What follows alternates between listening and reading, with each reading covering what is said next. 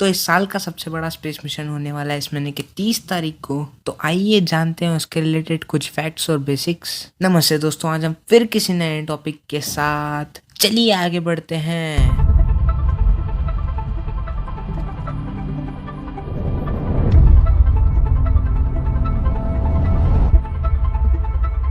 लेकिन main mission पे बढ़ने से पहले आइए जानते हैं इसके रिलेटेड कुछ क्विक फैक्ट्स।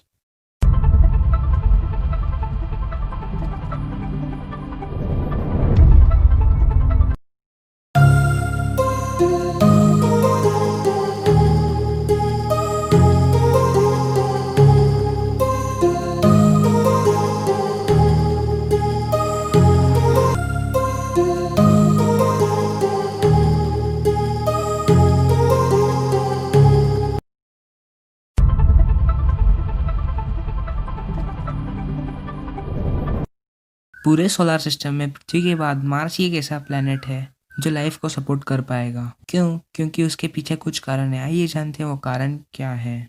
तो पहला कारण है वहाँ की मिट्टी। हम मार्स की मिट्टी में से पानी को निकाल सकते हैं, जो कि बहुत बड़ी बात है।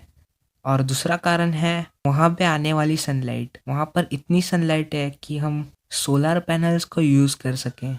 तीसरा कारण है मार्स की ग्रेविटी, जो कि 3.7 मीटर पर सेकेंड स्क्वायर, जो कि 38% है पृथ्वी के मुकाबले। और इतनी ग्रेविटी काफ़ी होती है ह्यूमन बॉडी को अडेप्ट करने के लिए। तो चौथा कारण है मार्स का एटमॉस्फेयर यानी वायुमंडल। मार्स के वायुमंडल में इतनी क्षमता है कि सन से आने वाली रेडिएशन से या किसी और कॉस्मिक रेडिएशन से प्रोटेक्ट कर सके। तो ये थे कुछ कारण जिसकी वजह से हम मार्स को ज़्यादा एक्सप्लोर करते हैं पूरे सोलर सिस्टम में।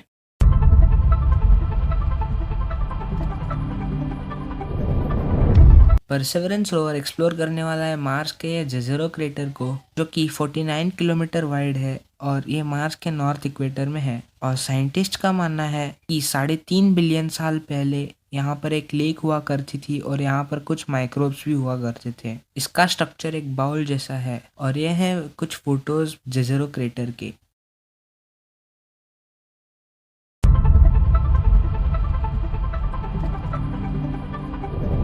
इस मिशन के 4 टारगेट्स हैं। आइए जानते हैं पहला क्या है। इस मिशन का मेन एम ये ढूंढना है कि मार्स पर पहले कभी क्या जीवन हुआ करता था या नहीं। रोवर मार्शियन सरफेस के कुछ सैंपल्स कलेक्ट करेगा और उसे स्टोर करेगा और उसके बेस पे पुराने एनवायरनमेंट को पहचानने की कोशिश करेगा। और ये पहला ऐसा रोवर है जो सिर्फ मार्स के पास्ट को जानने के लिए भेजा गया है। तो इस मिशन का दूसरा एम है मार्स के पुराने क्लाइमेट को पहचानना। पिछले रोवर्स के रिसर्च के हिसाब से ये माना जाता है कि मार्स पर पहले हैबिटेबल क्लाइमेट हुआ करता था, जो कि बहुत बड़ी बात हो सकती है हम ह्यूमंस के लिए। और इस मिशन का तीसरा गोल है मार्स के जियोलॉजी यानी भूगोल शास्त्र के बारे में रिसर्च करना। इस रोवर को ऐसा डिज़ाइन किया गया है कि ये मार्शियन सरफेस के बारे में बहुत डीपली जान सके, जो कि बहुत हेल्प करेगा थर्ड गोल को कंप्लीट करने में। और इस मिशन का लास्ट एम है मार्स ह्यूमन एक्सप्लोरेशन के लिए एस्ट्रोनॉमर्स को प्रिपेयर करना। रोवर एक की बन सकता है मार्स ह्यूमन एक्सप्लोरेशन के लिए।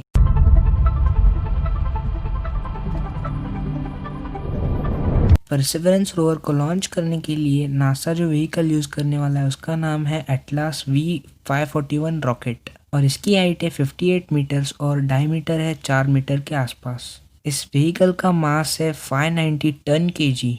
इस रॉकेट को 2 स्टेजेस में बांटा गया है और पहले स्टेज का नाम है सेंटर पीस, जो एक कॉमन कोर बूस्टर है और इसकी हाइट 32 मीटर है। और दूसरा स्टेज है सेंचोर। इसका काम है फ्यूल और ऑक्सीडाइजर को कैरी करना और इसकी हाइट है 12 मीटर। और इस रॉकेट को मैन्युफैक्चर किया है यूनाइटेड लॉन्च अलायंस ने। और इस रॉकेट की पर लॉन्च कॉस्ट है $110 मिलियन यानी 820 करोड़ रुपए।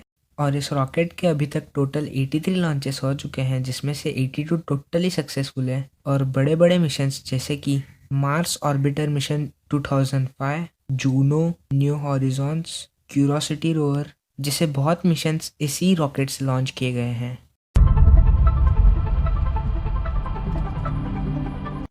तो परसेवरेंस रोवर का मैन्युफैक्चरर है जेट प्रोपल्यूशन लैबोरेटरी और ये इंस्पायर्ड है क्यूरोसिटी रोवर से, क्योंकि इस रोवर के बनाने में मदद की है क्यूरियोसिटी रोवर की इंजीनियरिंग टीम ने। लेकिन पहले हम क्यूरियोसिटी और परसेवरेंस रोवर में डिफरेंस जान लेते हैं। परसेवरेंस रोवर में क्षमता है मार्शियन सरफेस के सैंपल्स कलेक्ट करने की, जो क्यूरियोसिटी में नहीं है, और इसका हाथ यानी टूरेंट बड़ा किया गया है क्यूरियोसिटी रोवर के कंपैरिजन में। ये दो मेजर डिफरेंस है इन दोनों में। अब आइए जानते हैं रोवर में क्या क्या खास किया गया है। रोवर 7 से 8 इंस्ट्रूमेंट्स कैरी करने वाला है और ये सारे इंस्ट्रूमेंट्स मैं नेक्स्ट वीडियो में कवर करने वाला हूँ। इस पे 23 कैमरा फिट किए गए हैं, वो भी 2 माइक्रोफोन्स के साथ। इसका मास करीब 1 टन केजी है। और लास्टली इसमें एक नया सॉफ्टवेयर फिट किया गया है जिसका नाम है ब्रेन्स, जो रोवर को हेल्प करने वाला है फ्रीली घूमने के लिए। तो बस यार आज के लिए इतना ही, और मेरे लास्ट वीडियो के प्यार के लिए दिल से शुक्रिया, और होप ये मिशन बहुत अच्छी तरह से सक्सेसफुल हो।